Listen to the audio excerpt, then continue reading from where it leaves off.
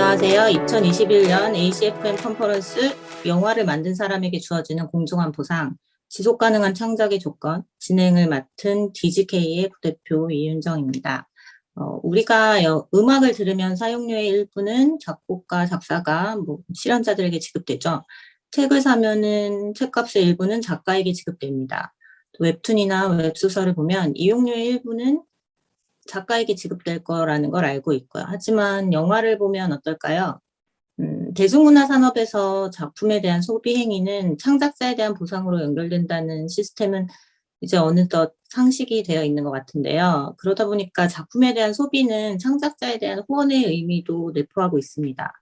소비자와 창작자가 직접적으로 연결되어 적절한 경제적 보상이 순환되는 시스템이 훌륭한 창작자들의 지속적인 창작을 보장하는 건강한 창작 생태계라고 할 수 있을 텐데요. 하지만 대한민국의 영화, 영상물에 있어서만은 이러한 상식이 통하지 않습니다. 대다수의 영화 관객들은 자신의 소비가 창작자에 대한 보상으로 이어지지 않는다는 사실조차 모르고 있는 현실입니다. 그러면 오늘 모신 발제자분들 소개할게요. 먼저 한국영화감독조합 DGK 사무국에서 저작권 및 해외 사업을 담당하고 계신 양상원 팀장님 모셨습니다. 네, 안녕하세요. 양상원입니다. 네. 그리고 연세대학교 국어국문학과 개공 교수이자 문화과 공동 편집인이신 박현선 선생님 모셨습니다. 안녕하세요. 안녕하세요. 네. 그리고 문화사회연구소에서 문화연구자이자 작가로 활동하고 계신 천주희 작가님 모셨습니다. 안녕하세요. 반갑습니다. 안녕하세요. 네. 그리고 이어지는 라운드 테이블에서는 발제자분들과 더불어서 한국 영화계의 위대한 자산이신 두 분의 감독님, 오피스와 다만 악에서 과소서의 홍원창 감독님과 조이아의 정주리 감독님과 함께 좀 더 자유로운 토론 이어가 보도록 할 건데요. 두 분 감독님 인사드릴까요? 홍원창 감독님 먼저 인사드릴까요? 네, 안녕하세요. 홍원창 감독입니다. 예, 소개를 너무 거창하게 해주셔가지고 맞아요. 네. 예, 아무튼 네, 반갑습니다. 네. 정주리 감독님 인사 부탁드릴게요. 네, 안녕하세요. 정주리 감독입니다. 불러주셔서 감사합니다. 네, 그럼 두 분 감독님 얘기 또 조금 이따 들어보도록 하고 발제 시작하도록 하겠습니다. 네, 발제 시작하도록 하겠습니다. 안녕하세요. 한국영화감독조합의 국제팀 양상원 팀장입니다. 한국영화감독조합은 한국의 저작자들을 위해 작품의 이용에 비례하여 저작자에 대한 보상도 이루어져야 한다는 공정한 보상을 도입하기 위해서 2019년부터 노력해오고 있습니다. 본격적인 박사님과 작가님의 발제에 들어가기 앞서서 지금까지 한국영화감독조합을 통해 어떻게 공정한 보상 제도 도입을 위해서 노력들이 이루어져 왔는지 살펴보도록 하겠습니다. 공정한 보상이라고 하는 fair remuneration, equitable remuneration이라고 하는 것에 대해서 한국의 창작자들이 그것을 인지하게 된 것 자체가 2019년 도쿄에서부터입니다. 시사총회와 연계한 WNDW 총회에 초대받아서 감독님들이 갔고 외국의 저작자들과 얘기를 하다 보니 한국의 저작자들만 이 공정한 보상 시스템에 대해서 전혀 알지 못하고 국내에서 또는 국외에서 합당한 저작권의 보호를 받지 못하고 있다는 것을 알게 되었고 이 도쿄회의를 계기로 전 세계의 감독 작가들도 한국의 공정한 보상 제도가 도입되기를 응원하게 된 계기가 되었습니다. 이후에 아르헨티나의 공정한 보상 시스템을 직접 경험하고 왔던 모지은 감독님이 쓰신 글이 있는데 세계의 저작권법 흐름을 따라가지 못하는 한국의 시스템이 부끄럽고 그 시스템 아래에서 작업을 해야 하는 현실이 슬프다라고 얘기를 하신 적이 있는데 아마 모든 창작자와 입법자들이 이를 보고 비슷하게 느끼지 않을까라는 생각을 하고요. 그 이후로 2019년 10월 부산에서 아시아 태평양 영상 저작물 작가와 감독 연맹 발족식이 있었는데 여기에서 한국 영화감독조합이 한국뿐만 아니라 아시아 태평양의 저작자들의 권리 보호를 위해 중심점이 되기로 하였습니다. 그 이후로 2019년 DCK 임시총회를 열어서 한국 영화 감독님들에게도 지금 인식조차 없는 이 공정한 보상에 대해서 설명하고 본인들 권리에 대해서 본격적으로 DCK가 대신해서 활동을 할 수 있도록 준비를 시작하였습니다.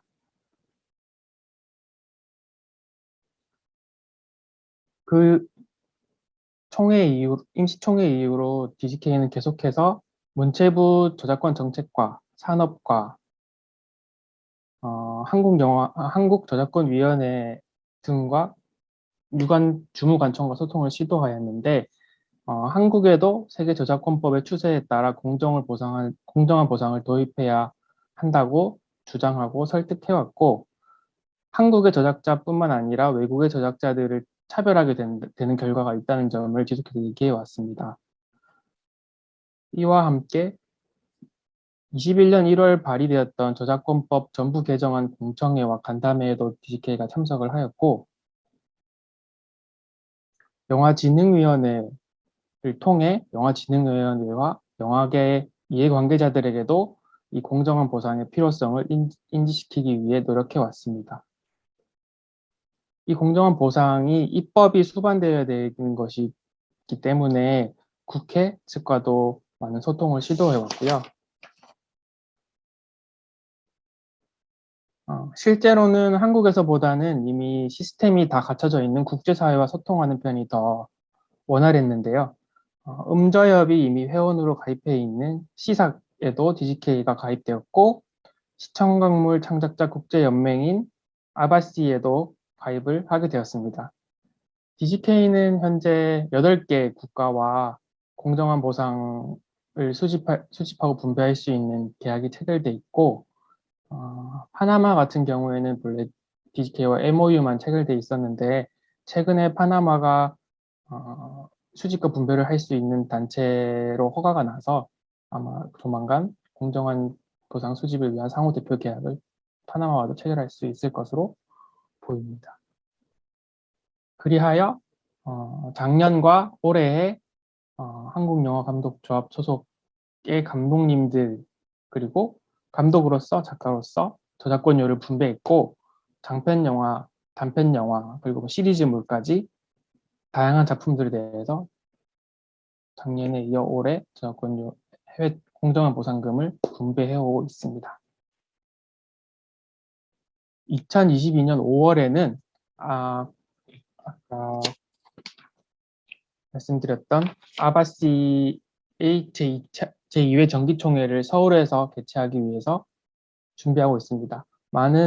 해외에서 많은 감독과 작가들, 저작자들이 한국에 와서 회의를 개최하고 더 많은 한국에서 공정한 보상이 도입될 수 있도록 많은 응원을 해줄 것으로 예상이 됩니다. 2년여에 걸친 DCK 활동들을 쭉 훑어보았는데요. 이어서는 더 세부적으로 이 권리가 어떤 권리인지 해외 사례 비교와 타 장르 비교를 통해서 알아보도록 하겠습니다. 네, 안녕하세요. 발표를 맡은 박현선입니다. 지난 몇 년 동안 한국영화감독조합에서 굉장히 의미 있는 활동을 해오셨는데요. 이러한 활동에 이렇게 초대해 주셔서 감사합니다.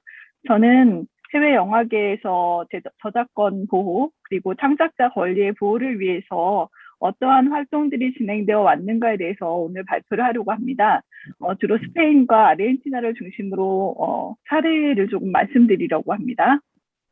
유럽을 비롯해서 전 세계적으로 시청각 예술가 저작자들이 포기할 수 없고 양도할 수 없는 권리로서 저작권을 보장하고 또 지속 가능한 창작 환경을 마련하기 위해서 계속 활발한 활동을 해왔는데요. 여기에는 현재 이제 영화 제작과 유통이 더욱더 글로벌화되고 또 디지털화되고 있는 상황이 크게 자리 잡고 있습니다.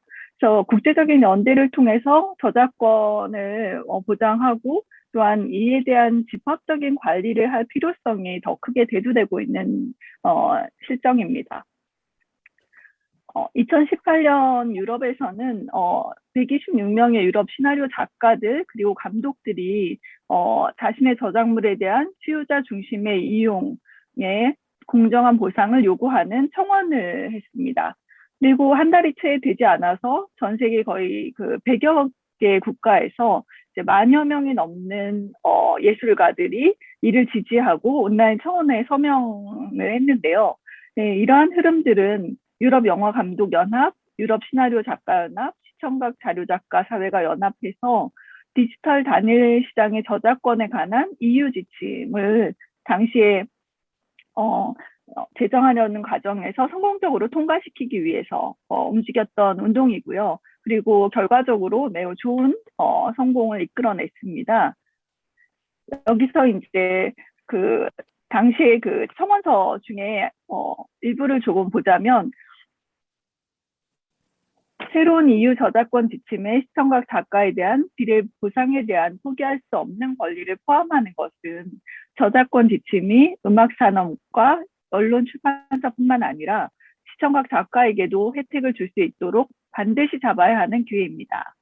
집합적 관리 조직이 주문형 플랫폼에서 직접 보수를 징수하는 것은 작가가 작품의 주문형 이용에 대한 공정한 보수를 대표하도록 보장하는 유일한 방법입니다.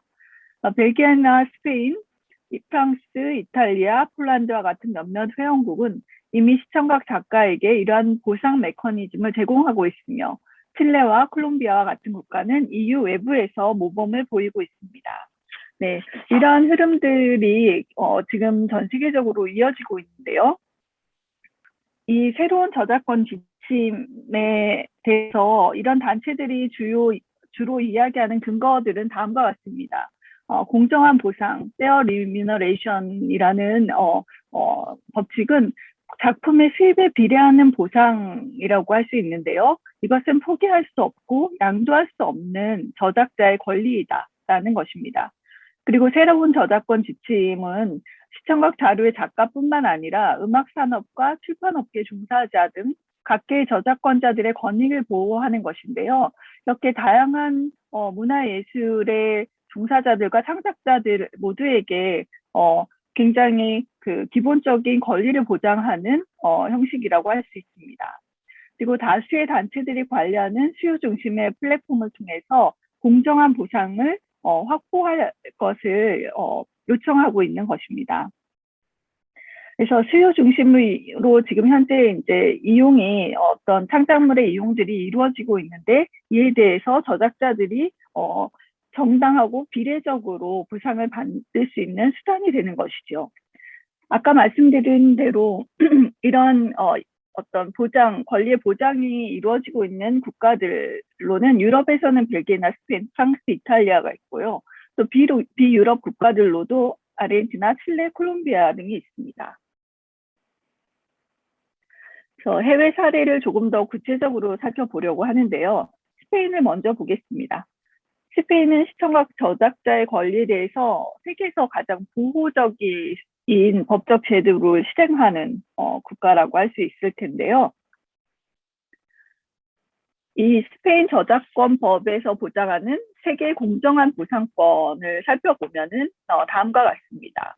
먼저 저작자에게 독점적인 임대권을 양도한 대가로 받는 포기할 수 없는 공정한 보상이 있고요. 두 번째, 입장료를 대가로 시청각 작품의 공중 제공에 이제 생성된 극장 수익의 일부가 여기에 또 포함이 됩니다.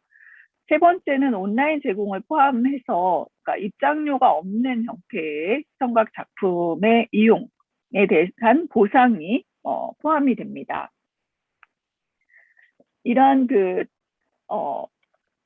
공정한 보상에 대한 조항들을 이제 TRLPI 제87조에서는 이렇게 더 뒷받침하고 있는데요. 원곡의 감독이나 각본가, 논쟁이나 대화, 플롯 등을 포함한 문학 부분의 저자인 경우를 각본가라고 할 때 각본가 및 작곡가를 시청각 작품의 공동 저자로 간주한다라는 부분입니다. 그리고 이 조항은 저작자가 저작자의 사용권 소유자가 되는 그 저작물의 사용권 소유자가 되는 시청각 제작자에게 저작의 배타적 이용권을 양도하는 것을 반박할 수 있도록 해주는 조항입니다. 그리고 시청각 저자뿐만 아니라 작업에 사용된 기존 작업의 저자에게도 공정한 보상을 보장하는 제도가 되겠습니다. 원천 저자라고 불리는 원래 그 창작물의 저자들에게까지 이 공정한 보상이 수급돼서 올라갈 수 있는 보장 제도입니다. 스페인의 경우에 이제 시청각 보상 권리의 범위는 아까 법률에서도 조금 명시가 되었지만요. 그러니까 연극과 전시회와 같은 그러니까 입장료에 기반한 수익이 발생하는 경우도 포함이 되고 방송과 같이 입장료와 상관없이 시청각 작품이 어떤 공개적으로 이용됐을 때의 그 보상 권리 또한 포함이 됩니다. 여기에 그러니까 특히 연극 전시회에 대한 그 보상 권리 같은 경우는 스페인의 저작권법이 매우 이제 거의 1960년대부터 도입이 되어서 80년대에 공정한 비례 보상 권리라는 항목으로 추가되었고요. 그것이 쭉 유지가 되었던 매우 오래 전부터 이러한 그 보상 제도가 그 법적인 어떤 보장들이 이루어졌던 사례라고 할 수 있습니다. 그리고 방송 같은 경우는 또 역시 1980년대부터 이미 실행이 되었고 대여에 대한 부분, 그러니까 이 경우에는 90년대에 도입된 법안에 의해서 이 공정한 보상에 대한 포기할 수 없는 권리가 보장되고 있습니다. 온라인이나 VOD와 같은 디지털 저작권법을 디지털 저작권을 보장하는 방식은 2006년에 추가로 수정이 되었는데요. 현재 시행 중인 법적인 보상은 모든 유형의 온라인 활용, 그러니까 주문형, 대화형, 선형 스트리밍 모두 다 포함이 된다고 볼 수 있습니다. 근데 스페인에서는 이제 그 넷플릭스나 HBO 같은 주요 VOD 플랫폼이 이제 거의 그 온라인 저작권법에 대한 시행이 있은 10년 후에 들어왔다고 할 수 있고요. 그런 점에서 지금 그 이전에 구글, 애플, 텔레포니카 같은 디지털 플랫폼과는 굉장히 협상을 많이 해서 성과를 내고 있는 중이고, 또 방금 말씀드린 넷플릭스나 HBO 같은 최근의 VOD 플랫폼은 아직은 어느 정도는 적은 금액을 징수하고 있는 상황이라고 합니다. 그래서 이렇게 스페인의 영화계에서 공정한 보상이 스페인의 그 영화 산업에 끼친 영향을 좀 살펴보면은 지금 거의 2003년에 110편에서 2019년에 이제 거의 2배 이상 제작 편수 자체가 증가하면서 스페인 영화 산업이 지속적으로 성장을 했는데요. 그러한 그 성장에 있어서 견인차가 되었다라는 평가를 받고 있습니다. 그리고 스페인의 시청각 작가의 콜렉션을 보면은 여기 그 콜렉션의 어떤 수익을 보면은 2013년에서 2019년까지 계속 꾸준히 4,500만 유로에 이르기까지 증가를 하고 있습니다. 또한 규모 역시도 이제 말씀드린 대로 이 정도의 규모는 프랑스나 이탈리아에 이어서 세계 3위를 차지하고 있는데요.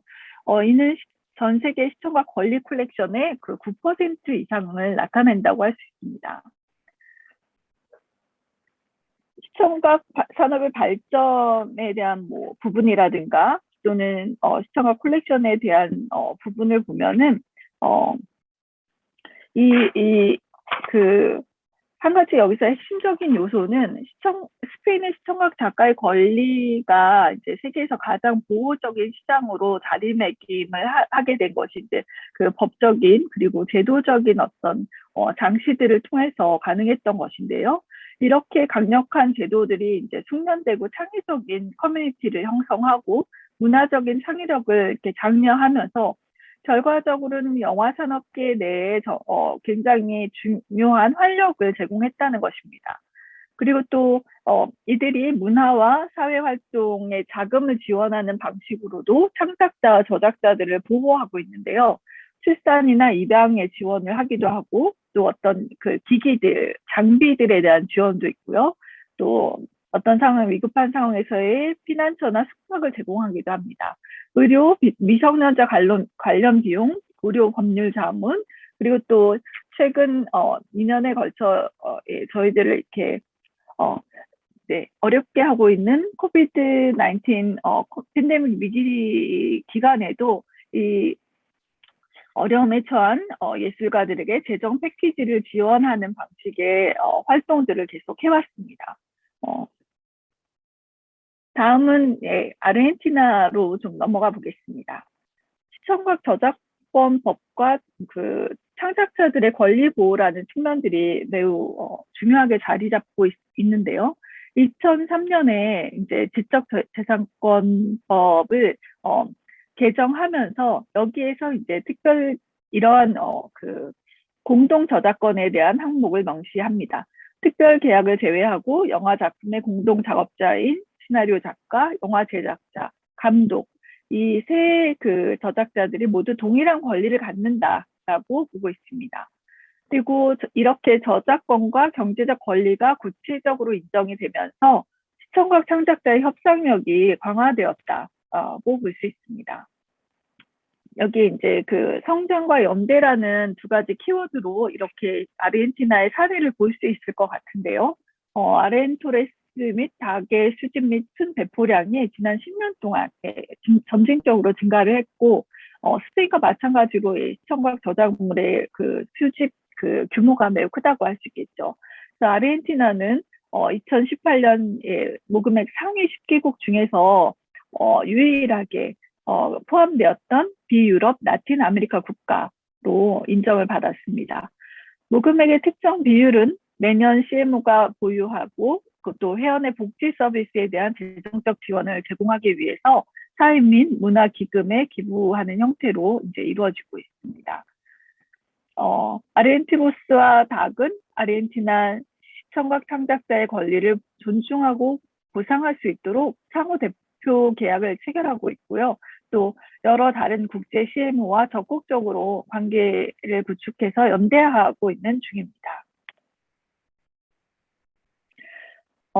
특히 여기 이제 아르헨티나의 경우에도 코로나가 이제 대유행을 하는 동안에 사실 전 세계적으로 거의 모든 영화 제작이 보류되었지만 이런 그 라이브 활동이나 어떤 극장 상영의 어떤 부분들은 영향을 많이 받았지만 여전히 텔레비전 방송사나 케이블 사업자 또는 디지털 플랫폼으로부터 로열티를 이 집중관리 기관들이 계속 받았기 때문에 실제로는 이 시청각 작품의 그 수요가 폐쇄 기간 동안에, 그러니까 팬데믹 기간 동안에 예상치 못할 정도로 큰 수요를 보였다고 합니다. 그래서 게다가 앞으로 영화 산업이 본격적으로 회복되기까지 어느 정도 시간이 걸린다라는 그런 그 전망 속에서 이렇게 CMO의 지원을 통해서 창작자가 공정한 보상을 받을 수 있다는 것이 매우 중요하다는 것을 아르헨티나의 사례를 통해서도 저희가 다시 한번 확인할 수 있습니다. 이렇게 해외 사례를 통해서 저희가 좀 생각해 봐야 되는 지점이 있는데요. 아직 좀 많이 갈 길이 역시 멀다라는 걸 공감을 하고 이야기를 드립니다. 여기서 먼저 변화하고 있는 미디어 환경에 따라서 공동 저작가에 대한 인식이나 어떤 법적인 제도가 마련될 필요가 있겠습니다. 그리고 전 세계적으로 시청각 저작자의 보호를 강화하기 위해 저작권법이 개정이 되고 있는 상황인데, 이제 국내의 경우에 최근에 개정안이 발의가 돼서 시행이 되고 있지만 최근에 저작권법 개정안이 갖는 문제점에 대해서도 역시 좀 파악할 필요가 있겠습니다. 또한 공정한 보상으로서 비례배분 제도를 마련할 필요가 있고요. 영화 창작자 및 저작자의 권리를 위한 집중관리 제도, 비례배분 제도를 실제로 실행할 수 있는 제도적인 마련이 필요하다고 볼 수 있겠습니다. 그래서 이렇게 해외 사례들을 조금 전례로 삼아서 저희 국내에서의 어떤 개선들이 이루어질지 고민을 정말 실질적으로 해야 될 것 같고요. 이것이 그 지속 가능하고 공정한 창작 생태계를 위한 예, 구체적이고 실질적인 노력으로 이어져야 되지 않나라는 생각을 다시 한번 해보게 됩니다. 네, 저희 발표 여기까지 마치겠습니다. 감사합니다. 안녕하세요. 저는 문화사회연구소의 연구원으로 있고요. 동시에 작사가로 또 작가로 정기적인 저작료를 받으면서 활동을 하고 있는 천주희입니다. 제가 오늘 발표할 내용은 좀 국내 다른 장르, 다른 문화예술 분야에서 저작권에 관한 논의가 어떻게 이루어지고 있고 그 사이에서 쟁점 사례가 무엇인지를 좀 중심으로 보려고 해요. 그리고 창작자를 보호하기 위한 사례나 방법이 있었는지 좀 방송 작가와 음악을 중심으로 살펴볼 예정인데요. 그래서 이 장르는 다르지만 좀 영화 창작자들이 직접적으로 혹은 간접적으로 좀 경험할 수 있는 저작권 쟁점 사례를 중심으로 담아 보았는데 이걸 통해서 저희가 궁극적으로는 개별 장르를 넘어서서 좀 문화예술 산업 전반에서 공정한 보상에 대한 논의가 어떻게 이루어져야 할지 좀 함께 이야기를 시작할 수 있는 계기가 되기를 바랍니다. 네, 그래서 앞에서 간단하게 소개해드린 것처럼 저는 이제 문화예술 분야에서 저작권 논의가 어떤 배경에서 시작됐는지 그리고 방송작가 혹은 음악 사례를 중심으로 볼 거고요. 그 이후에 이것들을 포괄할 수 있는 시사점 혹은 이제 재현이 무엇인지 간단하게 말씀드리려고 합니다. 90년대부터 시작됐던 디지털화, 세계화라고 하는 것이 훨씬 더 창작자들에게는 일상 깊숙이 그리고 소비자 혹은 콘텐츠를 향유하는 사람들에게는 깊숙이 들어왔다고 볼 수 있는데요. 몇 가지 특징을 언급하자면 하나는 OTT의 확산이 있고요. 그 다음에 플랫폼을 활용할 수 있는 게 굉장히 많아졌어요. 그리고 콘텐츠의 양 또한 확대되면서 엄청난 유통망 속에서 창작물들이 이제 거래되거나 혹은 유통된다고 볼 수 있습니다. 그리고 각 문화예술 분야에서도 저작권 신탁 관리 업체만 저작권을 관리하는 것은 아니에요. 여기에 가입되어 있지 않은 사람들 같은 경우는 저작권 대리중개업을 통해서 자신의 저작권을 관리받고 있는데 저 같은 경우는 작사가로 참여해서 나온 음원이 하나가 있는데 그 경우에는 협회에 가입되어 있기보다는 대리중개업을 통해서 저는 관리하고 있습니다. 이처럼 채널이 굉장히 다변화되고 유통망이 확산되면서 창작자 개인이 과연 나의 어떤 저작권이라던가 나의 생산물이 어떻게 유통되는지 어떤 구조 안에 있는지 파악하기가 어려워지고 있잖아요. 그렇기 때문에 이런 OTT의 확산이나 변화하는 미디어의 환경에서 창작자의 어떤 저작권 보호 필요성이 지속적으로 제기되고 있다고 볼 수 있습니다. 네, 음악 분야에서 쟁점이 되는 경우를 또 소개해 드릴게요. 두 번째 쟁점으로는요, OTT 사업체와의 관계인데, OTT 사업이 최근 들어서 엄청 급속하게 이렇게 확대가 됐는데, 그 과정에서 좀 어떤 협의들이 잘 이루어지지 않았어요. 스마트폰이 보급되기 이전에 2006년도에는 0.625%의 기준으로 저작료 기준을 규정을 했는데요.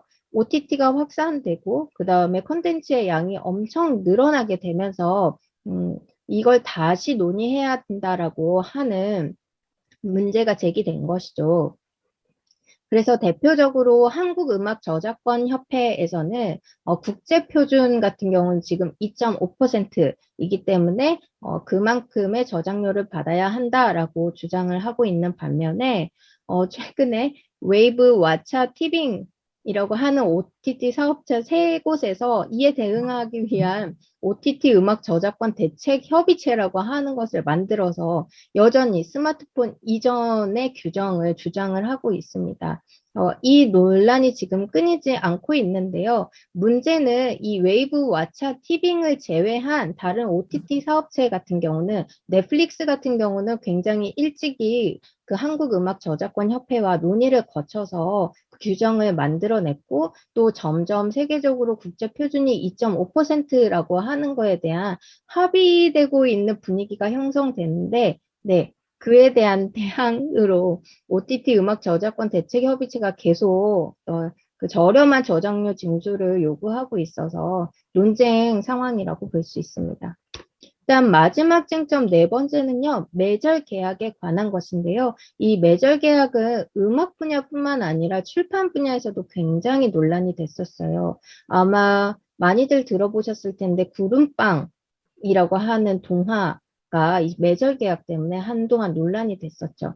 음악 분야에서는 이 매절 계약이 만약에 제가 작사가예요. 그래서 데뷔를 하고 싶은데 어떻게 데뷔를 해야 될지도 모르고 내가 아무리 좋은 그 가사를 쓴다고 하더라도 어쨌든 제작사나 유통망을 거쳐야 될 텐데 그 과정에서 제작사가 매절 계약을 요구하는 경우가 많고 그러다 보니까 창작자는 유령 작사가 혹은 작곡가로 자신의 정당한 창작물에 대한 보호를 받지 못하는 게 쟁점으로 떠오르고 있습니다.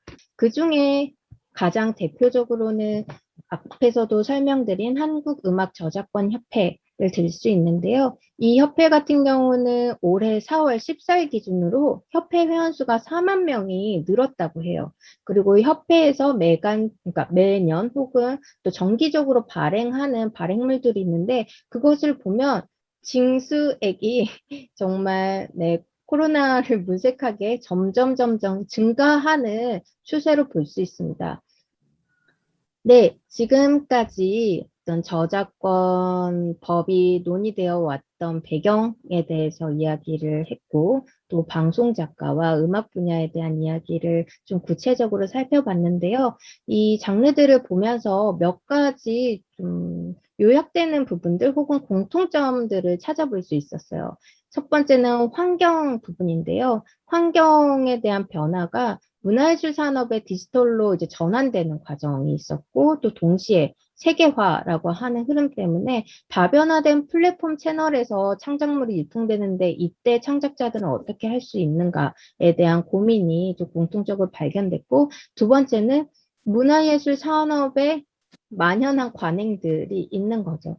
출판은 매절이라고 하는 관행이 굉장히 뿌리 깊게 있었고 또 방송 작가라고 하는 부분은 도제식이라고 하는 관행이 있었죠. 또 영화 부분은 어떤 관행들이 있는지 또 이후에 혹은 다른 자리에서 좀 이야기를 해야 할 것 같아요. 이런 이야기가 시작되지 않으면 결국 저작권에 대한 인식이나 이해도 좀 가로막는 요인이 되기 때문에 이 관행 문제와 동시에 창작자의 저작권 보호를 위한 어떤 인식의 측면도 함께 논의되기를 바랍니다. 마지막으로는 구조의 측면이 있어요. 창작자의 권리 보호를 위한 제도들이 마련되어 있다고는 하지만 이 제도가 완전하거나 충분한 건 아니거든요. 그리고 각 장르별로 제가 방금 소개해드린 것처럼 단일 비교만 하더라도 저작권을 보호하기 위한 생태계 혹은 목소리가 너무 차등적으로 있기 때문에 이것들을 어떻게 영화 쪽에서는 좀 적용하고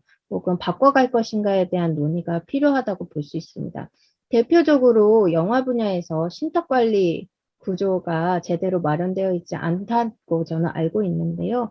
또 이러한 문제뿐만 아니라 또 어떤 신탁 구조 안에 들어오지 못하는 신진 창작자들을 위한 사각지대를 어떻게 좀 모색해야 할까 같이 고민을 해보았으면 좋겠고요. 제가 제언드리고 싶은 거는 세 가지인데요. 창작자들의 공정한 보상을 위해서 혹은 지속 가능한 예술 생태계를 위해서는 굉장히 다양한 조건이 필요하다고 생각합니다. 구조적인 문제도 있을 수 있고 담론도 있어야 하죠. 환경에 대한 이해도 있어야 하고 제도적인 뒷받침도 있어야 된다고 생각해요. 그리고 단체도 필요하고 동료들도 필요하죠. 제가 나머지 물음표로 놔둔 부분들은 오늘 좀 같이 논의해서 저희가 채워갔으면 하는 부분들로 물음표로 남겨두었고요. 제가 제언하는 세 가지는요. 지금까지 살펴본 것처럼 문화예술 분야별로 저작권 보호를 위한 대응이 굉장히 달라졌어요. 그래서 음악 분야 같은 경우는 굉장히 적극적으로 정부와도 막 협의를 하면서 잘 만들어 가고 있다고 볼 수 있는데, 다른 분야는 좀 어떤 부분에서는 논의가 아직 시작되지 않은 부분도 있고 하기 때문에 서로 다른 분야의 어떤 좋은 점들을 상호 참조하면서 이러한 방향이 어떤 단순히 이익이 아니라 창작자의 어떤 보호를 위한 담론으로 형성되기를 바라는 마음이 있고요.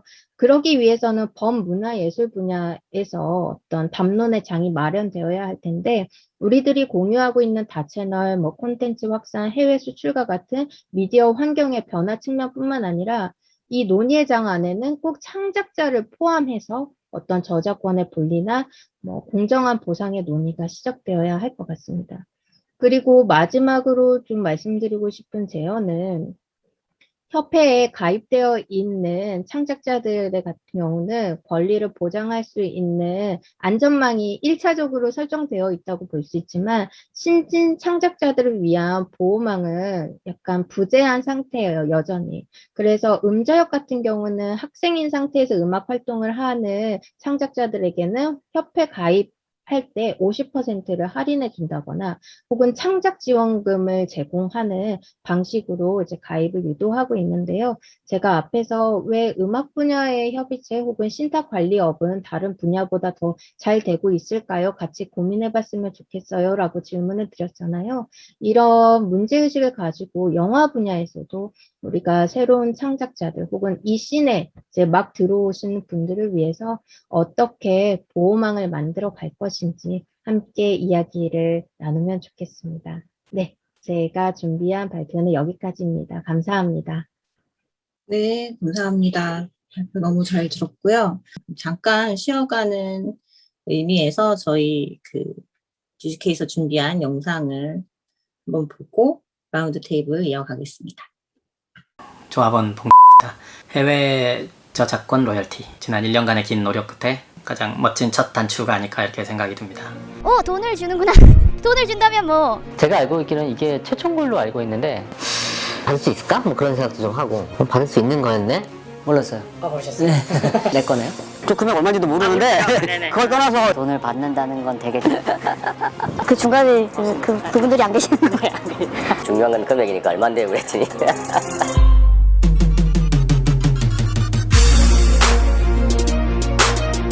이상하더라고요. 제가 보니까 관련 법률이나 이런 거를 잘 모르다 보니까 방송 쪽에는 재방료라든가 원작료 같은 게 있는데 국내 뭐 케이블 어디에 트는지도 잘 모르거든요. 이렇게 보다 보면 그러니까 이제 해외는 당연히 더 모를 거잖아요. 넷플릭스나 그러니까 글로벌하게 뜨면 뭐 외국 친구들이 봤다고 이런 게 다지.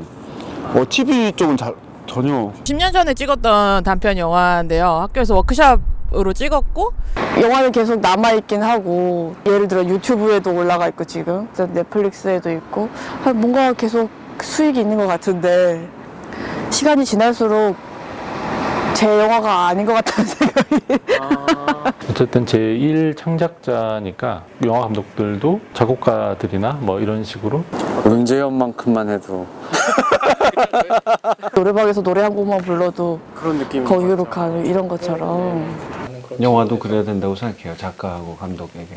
영화 감독도 사회생활을 할 때 친구에게 커피 한 잔 정도 살 수 있는 개차반 같지 않은 인생이 되지 않을까. 다양하게 노력하고 있잖아요. 뭐 이렇게 투자사나 이런 쪽이랑도 하고 있지만 지금 해외 쪽에서 이런 노력이 있는 게 그러니까 올바른 길을 가는 작은 첫걸음이라고 생각합니다. 프랑스에서 틀었다는 거 얘기 들었고, 상영료에 대해서는 저희가 배분을 받았었는데 그때 근데 이렇게 저작권료를 따로 또 받을 수 있다는 거는 몰랐는데. 수고하신 감독 조합 실무진들과 또 조합 해외 국제팀 여러분들. 많이 떼가는구나. 떼가는구나. 아니 이 정도 떼가야지. 뭐 까먹고 있는 돈인데. 금액적으로도 크지 않잖아요. 그렇지만 뭔가 창작자들의 어떤 자존심, 존재감을 이렇게 좀 한국에도 그런 저작권법이 잘 좀 정리가 되어서 우리나라에 정작 근데 그런 법이 없다는 것이 앞으로 이 법이 개정되어서 우리 창작자들이 조금 더 자기 프라이드를 가지고 일을 할 수 있는 그런 환경들이 좀 만들어졌으면 좋겠네요. 창작에 대한 정당한 대가가 로열티가 지불될 수 있도록 모두 노력해야 될 것 같습니다.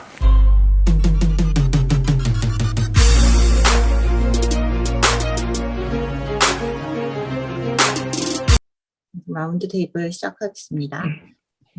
동영상에서 DGK의 그 역사적인 순간, 한국 영화 창작자 저작권 역사 일대적인 사건, 해외 저작권료 분배를 받으신 감독님들 인터뷰 보셨는데요. 그거는 편집되어 있는 영상이고, 각 감독님들의 개별 인터뷰 영상 본편은 DGK 홈페이지를 통해서 해외 저작권료 메뉴를 눌러보시면 바로 연결되거나 아니면 유튜브에서 DGK 채널을 검색해 보시면 여러분들 많이 좋아하시는 감독님들의 저작권료에 관한 그 말씀을 좀 보실 수 있습니다.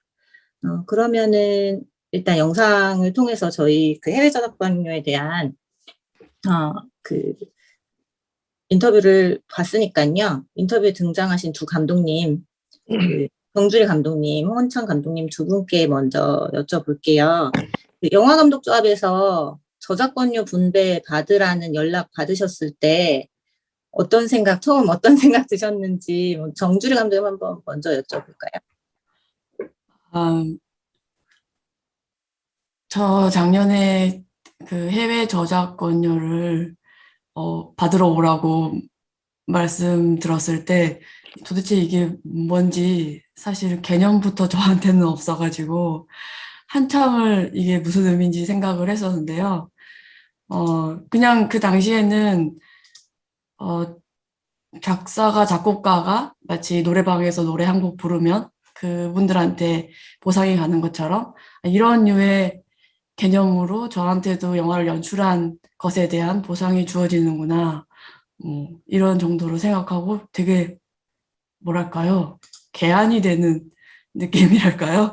전혀 생각지도 못했던 이 제 영화와 저 사이의 관계가 다시 정립이 되는 듯한 그런 느낌을 받았습니다. 네, 홍원창 감독님 어떠셨나요?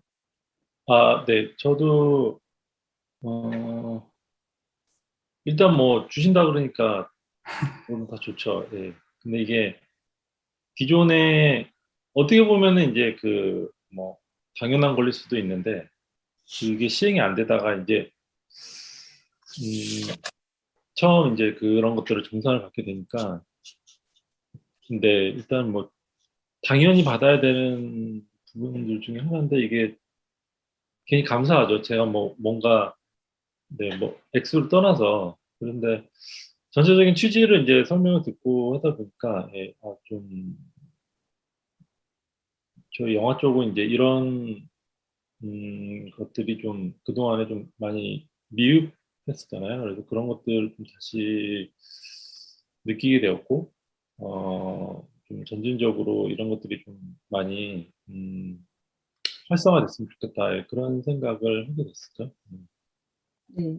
그럼 반대로 이제 처음 영화 일을 시작하기 전에 영화를 뭐 지망생으로 꿈꾸고 하다가 이제 영화 일을 실제로 하게 되면서 내가 영화를 시나리오 작가로서 혹은 감독으로서 저작권이 없다는 사실을 처음 안 순간이 언제인가요? 처음 안 순간요. 네. 일단 뭐 저 같은 경우는 작가로 활동을 먼저 했는데 계약서를 만들잖아요. 처음에 이제 작업 시작하기 전에. 이게 이제 보통 통상적으로 많이 쓰는 계약서니까 그렇게 이제 그 포맷으로 이제 알고 계약서를 받았는데 일단 뭐 모든 어떤 책임은 을에게 있고 모든 권리는 갑에게 가진다. 저는 이제 요약하면 사실 그런 거예요. 그러니까 좀 이렇게 되게 보통 다 이렇게 계약을 하는구나 라는 걸 이제 그때 처음 알게 됐죠. 그리고 뭐 저작권과 관련해서도 처음에 이제 계약서 작성할 때 그 뭐 어떤 권리들이나 이런 것들이 이제 다 갑에게 가는 시기라는 걸 그때 계약서 처음 만들 때 이제 알게 됐어요. 그리고 그 이후에 그거를 이제 직접 제가 체감하게 된 거는 뭐 보통 그 공중파나 케이블에서 이제 제가 작업했던 뭐 영화들이 방영을 하면 이제 뭐 주변 지인분들이 연락이 와요. 나는 몰랐다 방영하는지도. 요즘 지인분들이 되게 그 사실에 좀 되게 많이 놀라더라고요. 그래서 그럴 때 이제 피부로 많이 체감을 하게 되는 것 같아요. 저작권이 나와 관계없이 그냥 이렇게 되는 거구나. 네. 그때 제일 많이 느꼈던 것 같아요. 정주리 감독님은 언제 아셨어요? 나에게 저작권이 없다는 것을?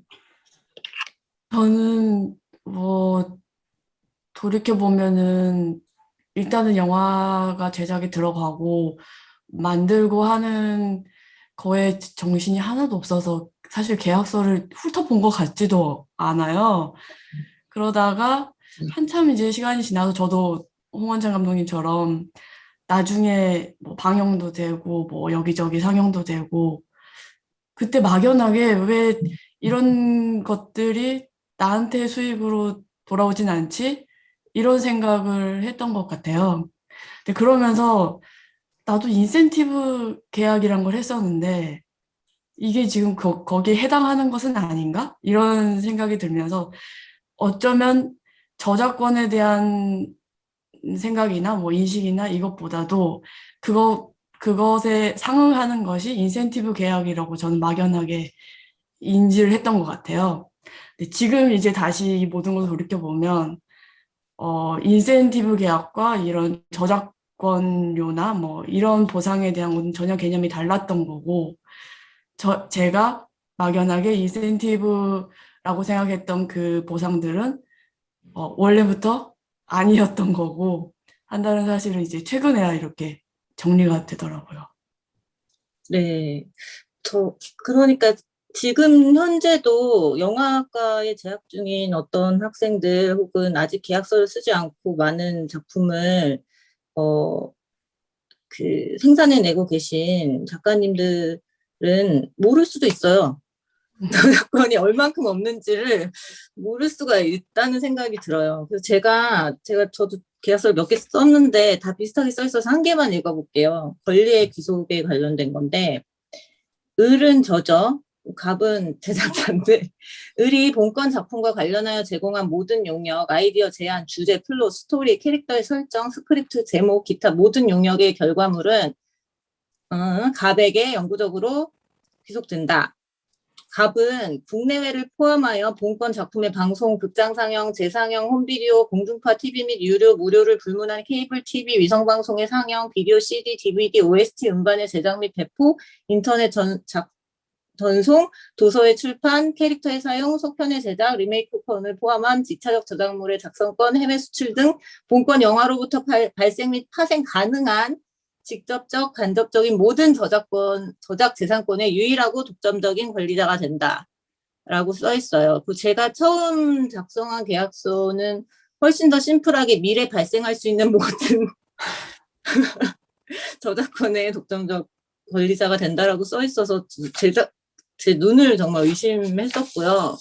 그런데 이게 어떤 개별 계약사의, 제작사의 무지막지한 횡포가 아니고 웬만하면 다 이렇게 써라고 하는 상황에서 신인이 그 문구에 대해서 발언할 수 있는 여지가 누가 있는가 아무도 없을 것이다라고 분명히 생각하는데 이것을 계약서를 내 손에 잡기 전에는 아무도 모른다는 거.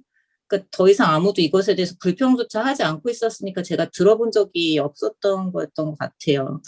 그래서 오늘을 계기로 혹시 이것을 보고 계신 아직 계약서를 작성하지 않은 작가 감독님들은 이런 문제를 우리가 안고 있다는 것을 미리 알고 계약서를 보실 때 놀라지 않으셨으면 좋겠습니다. 놀라지 않고 협상에서 바꿀 수 있는 방법이 있는가에 대해서는 회의적입니다. 그래서 저희가 이 협상에 대해서 개별 감독 혹은 작가와 제작사의 문제가 아니라 전체적인 인식과 관행 제도가 받쳐주지 않으면 이것은 써있든 안 써있든 마찬가지 결과가 될 거라고 생각하거든요. 왜냐하면은 아까 말씀드렸듯이 저작권법 100조에 의하여 특약이 없는 한이니까 이 저작권을 감독이나 작가에게 준다라는 특약이 없는 한 양도된 것으로 이미 간주합니다. 그래서 계약서에 이런 문구를 쓰지 않더라도 법과 간행은 이러한 그 시스템을 만들어내고 있거든요. 뭐 혹시 다른 기회에 아셨을까 해서 궁금해서 물어봤는데 다 똑같이 만들고 나야만 안다. 만들기 전에는 알지도 못했고 그 문제를 생각해 본 적도 없다는 게 너무 안타깝습니다. 그래서 질문을 조금 더 연결해 본다면 내 작품이 그대로 온전한 형태로 남아있게 할 수 있는 권리? 이런 것들을 저희가 주장을 별로 안 하고 있다 보니까 주장하려고 하면 또 계속 부딪히는 질문들이 있더라고요. 그런 의미에서 요새 유튜브에서 일본에서는 그걸 패스트 무비라고 부르더라고요. 그 작품을 편집해서 소개해준다는 목적으로 작품이 편집본들이 돌아다니곤 해요. 거기 설명 막 나레이션까지 얹어져서. 그 어떻게 느끼세요? 뭐 꼭 내 작품 아니더라도 어떤 느낌이신지 좀 궁금해요.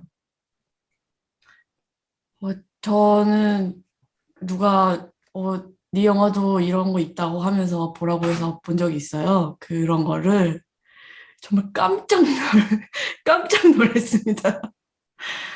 너무 진짜 충격적이었고요. 이게 일단은 그런 쪽에 제 영화가 이렇게 편집되어서 보여진다는 것 자체가 1차로 충격이고, 두 번째는 이 화면들을 이 사람은 어디서 났지? 일단 이 생각이 들고, 와, 근데 이거를 자기 마음대로 이걸 이제 편집해서 설명하고, 심지어 이제 뭐 처음부터 끝까지 다 알려주고, 그런 후에 또 하나는 전혀 영화랑은 그다지 상관없는 자극적인 썸네일들이 막 있고, 이런 것들 보면서 되게 이렇게 어찌할 바를 모르겠더라고요. 그리고 또 하나는 거기에 조회수가 또 엄청나고, 또 그 채널에 굉장히 많은 영화들이 있고, 그 채널의 구독자 수도 또 제가 생각했던 것보다 훨씬 더 많고, 막 거의 막 100만에 가깝고 이런 걸 보면서 이건 정말 굉장히 심각한 문제고 가만히 있으면 안 되는데 어떻게 해야 될지는 잘 모르겠고, 예, 그랬습니다. 홍은찬 감독님 어떠셨는지? 황당했죠. 그러니까 일단 그걸 보니까 그냥 영화 한 편은 다 그냥 본 거더라고요. 그러니까 이게 그 유튜버들은 어쨌든 본인들의 콘텐츠가 필요하니까 쉽게 얘기하면은 그 다른 저작물을 허락 없이 본인들 콘텐츠에 그냥 쓴 건데 한마디로 얘기하면 이제 그걸 통해서 본인들은 어떤 수익을 창출하는 거죠. 조회수를 올려서 광고를 받고. 그러니까 이게 저희가 볼 때는 아주 황당한 일인데 이게 그냥 유튜브에서 그 엄청 높은 조회수를 기록하면서 이게 계속 반복되고 있더라고요. 그래서 저도 예전에 이제 그 영화 뭐 마케팅 하시는 분들이랑 이런 것 때문에 얘기를 한 적이 있었어요. 그분들도 이런 것들 막아야 된다는 생각을 하고 있는데 아직 이제 그게 본격적으로 움직이지는 않고 있는 것 같아요. 그래서 사실은 더 황당한 건 그분들이 그렇게 해서 그 유튜브에서 인지도를 올리고 나면 매체에도 막 등장하시더라고요. 매체에 등장해가지고 심지어는 마케팅 하시는 분들도 그분들한테 이렇게 해가지고 영화를 홍보하게 하는 경우도 있고 이게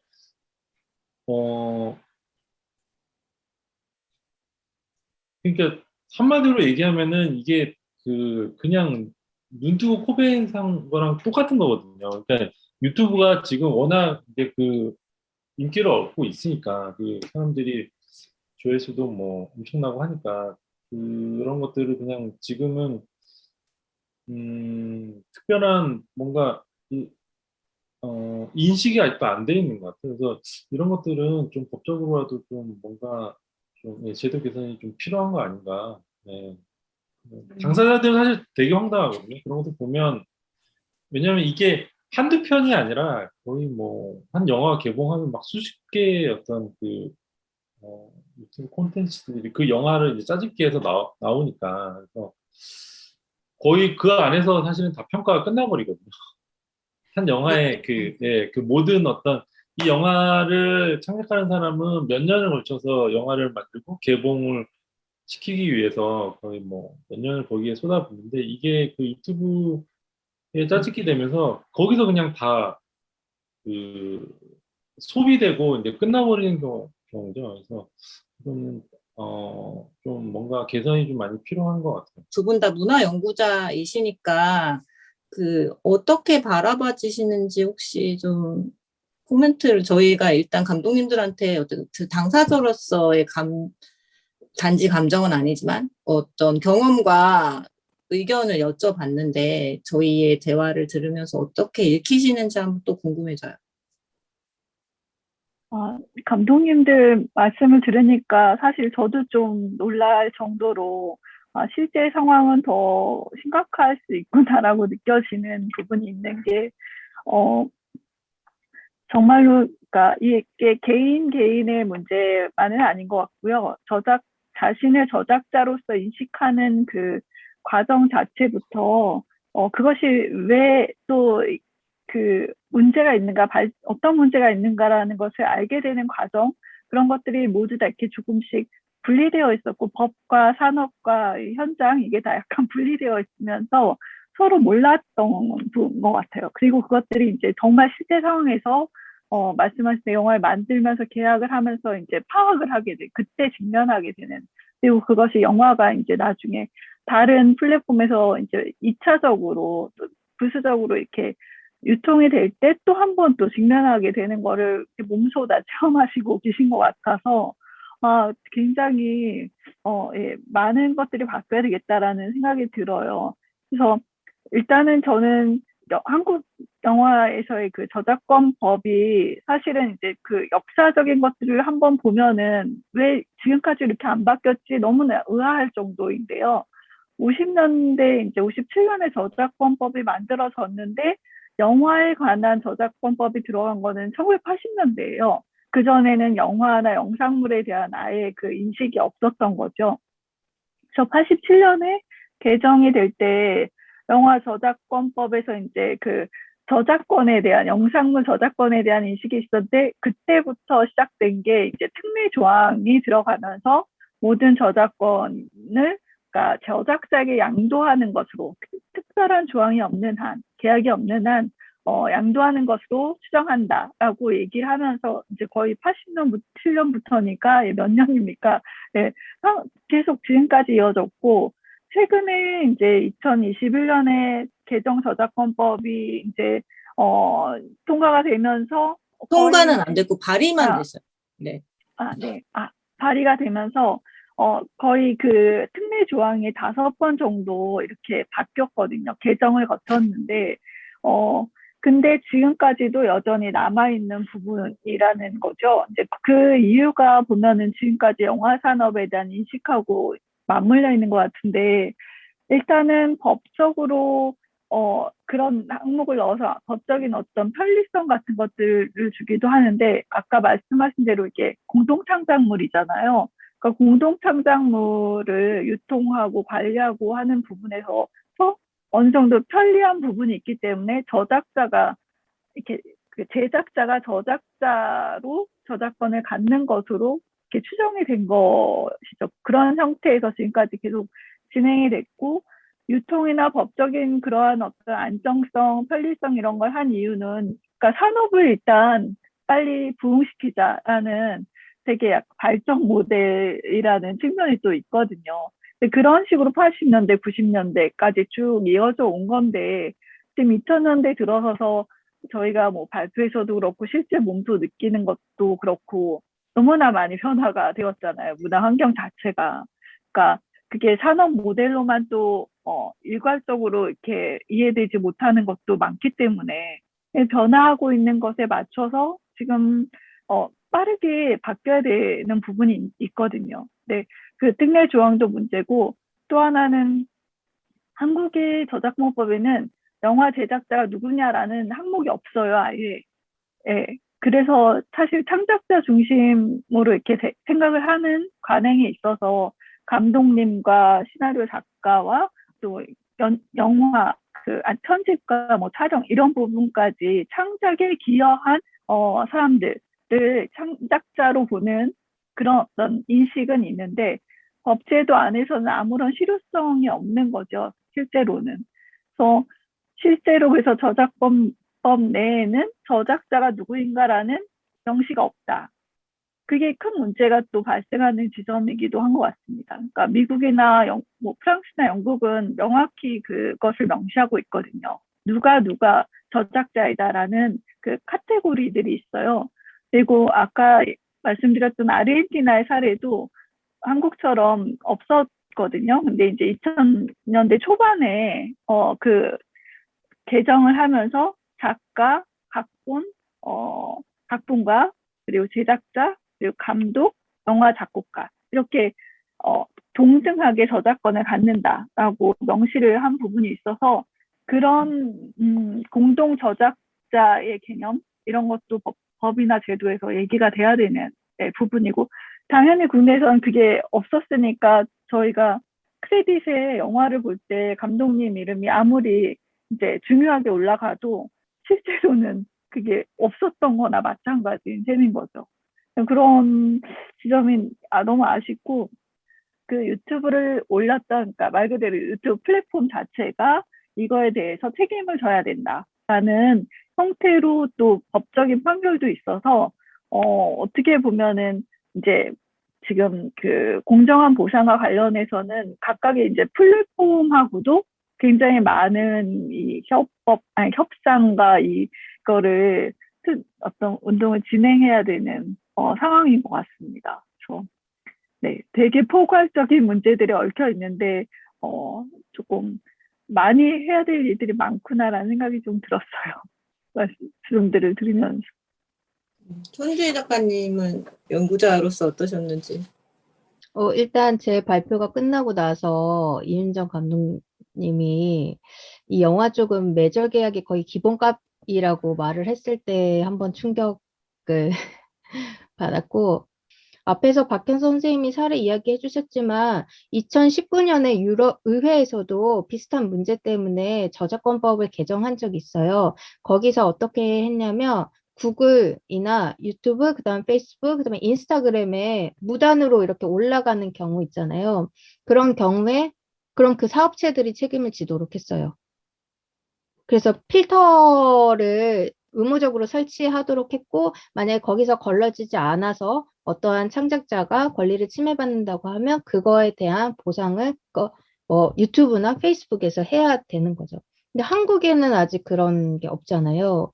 유럽도 최근에 이루어진 거긴 하지만 전 세계적인 흐름이 어쨌든 창작자를 보호할 수 있는 방향으로 가고 있기 때문에 그런 사례들은 조금 좋은 참조점으로 삼아서 변화할 수 있는 지점이 저는 있다고 생각하고 영화 감독 단일의 경험 혹은 영화 씬의 경험만으로는 저는 이게 지금 어느 정도 진척이 됐는지 파악하기 어려운 지점이 많다고 생각해요. 그렇기 때문에 앞에 발표에서도 언급했었고 저도 여기에 이제 발표자로 왔던 이유는 정말 다른 분야에서는 어떤 식으로 저작권에 대한 이야기들이 있는지 알아야만 지금 영화 씬에 대한 어떤 현실을 더 잘 좀 드러날 수 있을 거라고 생각하고요. 또 영화가 하나의 특이성을 가질 수는 있지만 요즘은 굉장히 시청각 자료들이 엄청 많아졌잖아요. 그렇기 때문에 웹툰 작가의 문제가 영화의 문제가 아니라는 법은 없거든요. 혹은 저처럼 그냥 글을 쓰는 작가 혹은 저의 글이 또 영상화될 수도 있잖아요. 이렇게 서로 다 연결되어 있는 문제들이 있고 앞으로는 더 복잡해질 거예요. 그렇기 때문에 좀 같이 논의를 할 수 있는 테이블이 정말 필요하다고 생각합니다. 오늘 사실은 예정한 것보다는 더 많은 얘기들을 들을 수가 있어서 이제 여기 있는 우리들에게는 좋은 일이었다고 생각되는데 부득이 그 지금 영화제 포럼의 포맷상 좀 편집이 돼서 그 정해진 시간 안으로 들어가서 공개가 될 것 같아요. 그런 부분들은 좀 아쉬운데 만약에 너무 아쉽다면은 사실 DGK에서 그 다른 포럼 안에 다 담지 못한 부분들을 추후에 공개하거나 하는 식으로 계속 그 우리가 오늘 나눈 얘기들이 여기서 머물지 않고 조합원들은 물론이고 영화상을 사랑하시는 관객 여러분과 시민들 또 관계자분들에게 좀 퍼져나갈 수 있게 하는 계기가 됐으면 좋겠고 영화감독조합은 계속해서 이와 관련된 문제들을 더 많은 사람들하고 나누고 아까 천주희 박사님 선생님 얘기하신 것처럼 다른 그 장르와의 연대가 너무 중요하다는 생각을 그러니까 이 캠페인과 관련된 활동을 계속하면서 또 다른 곳에 계신 분들 만나면서 너무 많이 하고 있어요. 그런 일들도 계속해 나갈 것임을 약속드리고 혹시 다른 분야의 작가님들이나 창작분들이 이 포럼을 보셨다면은 그리고 뭔가 생각하는 게 있으시다면 저희 DGK와 함께 할 수 있는 채널이 다 열려 있으니까 어떤 식으로든 컨택을 주시면 서로 함께 갈 수 있는 길이 열렸으면 좋겠습니다. 오늘 포럼에 참석해 주신 발제자님들, 토론자님들 너무 감사드리고요. 다음에 또 좋은 자리에서 더 발전된 이야기를 나눌 수 있었으면 좋겠습니다. 감사합니다.